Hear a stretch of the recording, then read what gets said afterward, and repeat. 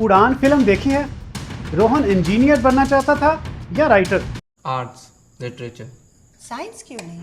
क्योंकि मुझे राइटर बनना है। कुछ नहीं लिखेगा ये इंजीनियरिंग पढ़ेगा और मेरे साथ फैक्ट्री में काम करेगा। उसने चूज नहीं किया, सिस्टम ने डिसाइड किया था, स्कूल ने डिसाइड किया था, घर ने डिसाइड कर दिया था। नहीं पापा, पापा वो नहीं। पापा वो नहीं, प्लीज प्लीज पापा वो नहीं सर, प्लीज प्लीज वो नहीं सर।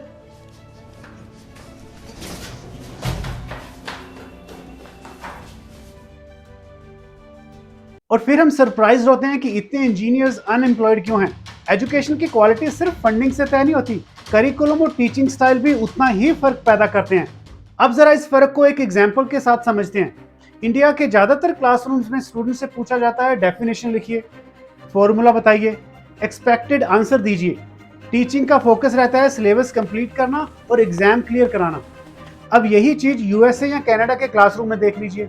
वहाँ प्राइमरी स्कूल से ही स्टूडेंट्स को प्रेजेंटेशन स्किल्स सिखाई जाती है।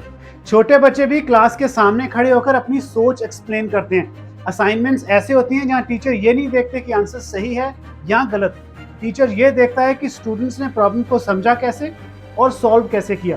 एक ही प्रॉब्लम होती है लेकिन उसके कई अलग अलग सोल्यूशंस एक्सेप्टेबल होते हैं। यही असली फर्क है। इंडिया का सिस्टम स्टूडेंट्स को तैयार करता है एग्जाम्स के लिए, यूएसए, चाइना और सिंगापुर जैसे सिस्टम्स स्टूडेंट्स को तैयार करते हैं रियल लाइफ के लिए।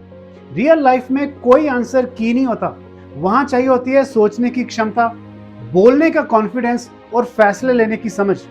और फिर हमें अजीब लगता है कि इंडियन स्टूडेंट्स इंटरव्यूज में हेजिटेंट क्यों करते हैं या मीटिंग में कॉन्फिडेंटली क्यों नहीं बोल पाते, क्योंकि सिस्टम ने उन्हें प्रैक्टिस ही नहीं करवाई। यह उनकी कमी नहीं है, सिस्टम की कमी है।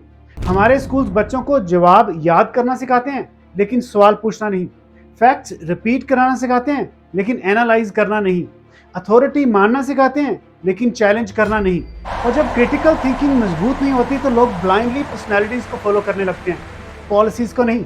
जो व्हाट्सएप में आया वही सच मान लिया, जो फेवरेट लीडर ने कहा सही मान लिया, जो न्यूज में या वायरल वीडियो में देखा बिना सोचे समझे शेयर कर दिया।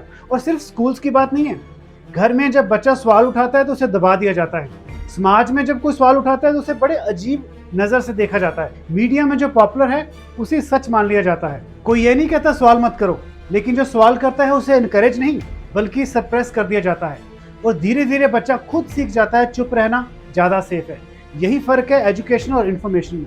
और इस फर्क की कीमत कौन चुका रहा है? वो लाखों स्टूडेंट्स जो पूरी जिंदगी की सेविंग लगाकर डिग्री लेते हैं।